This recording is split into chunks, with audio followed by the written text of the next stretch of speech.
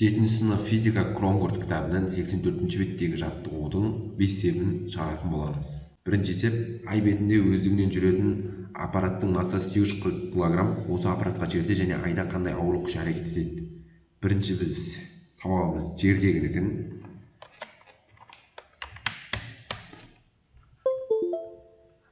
F жер тең болады аппараттың массасын G жердегі еркін сүйруден көбейтемін. Сол кезде 840-ты көбейтемін 9-8-ге.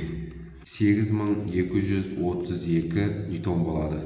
Ал келесі F айдағы еркін сүйреуін табу үшін масса аппараттың G айдағы еркін сүйреуін көбейтемін. Яғни 840-ты көбейтемін 1/6-ға. 1344 ньютон болады жауап. Келесі есеп, автоматтық станция жерді айнала қозғалады. Автоматтық станцияға сөре алаңында және орбитада әрекет ететін ауырлық күштері бірдей ме? Жауап әртүрлі болады. Келесі, ғарышкерлер қайсы бір планетада болып, онда дененің массасы мен оған әрекет ететін ауырлық күшін өлшеді. Өлшеу нәтижесінде 1/5 кг және 1695 ньютон.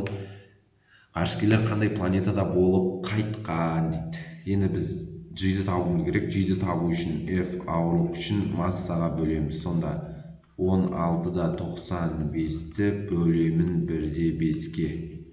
11/3 ньютон бөлінген килограмм. Еркін түсу үдеуі 11/3 болатын планета ол Сатурн. Жауап Сатурн болады. Келесі есеп, су бар ыдысқа әрекет ететін ауырлық күші 24/5 ньютон. Бос ыдыстың массасы 500 грамм. Ыдыстағы судың көлемі қандай дейді. Енді бізде F ауырлық күші ол тең болады ыдыстың массасына қосамын M судың массасын, оған көбейтемін G-ді.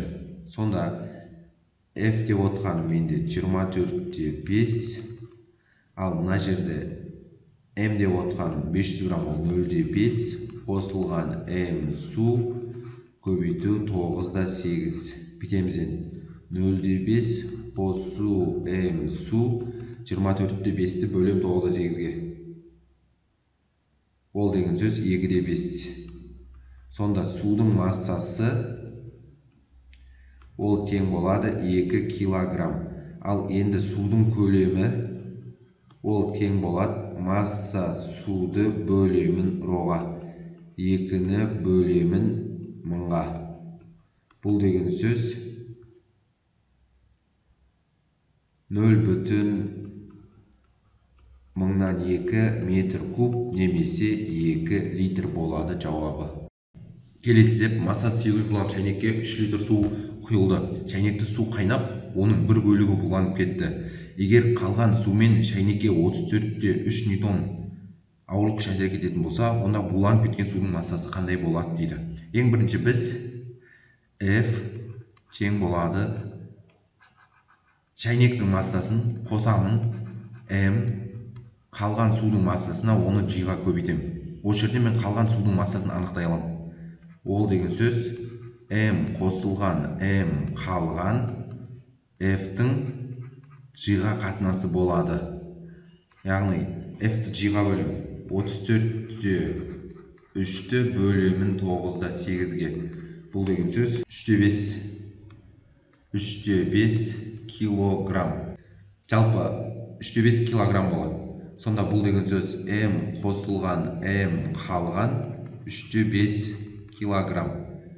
Бұл жердегі M деп отқан шәйнектің массасы, сонда қалған судың массасы тең болады 3/5 азайту шәйнектің массасы 800 грамм, ол 0,8 килограмм.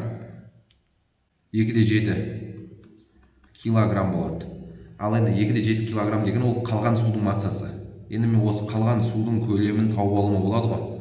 Ол M қалғанды судың тығыздығына бөлемін. Сонда 2/7-ні бөлемін 1000-ға. Сонда 0,0027 метр куб болады. Ал енді бізде жалпы 3 литр еді ғой. Енді менде M буланған судың көлемін табуыма болады.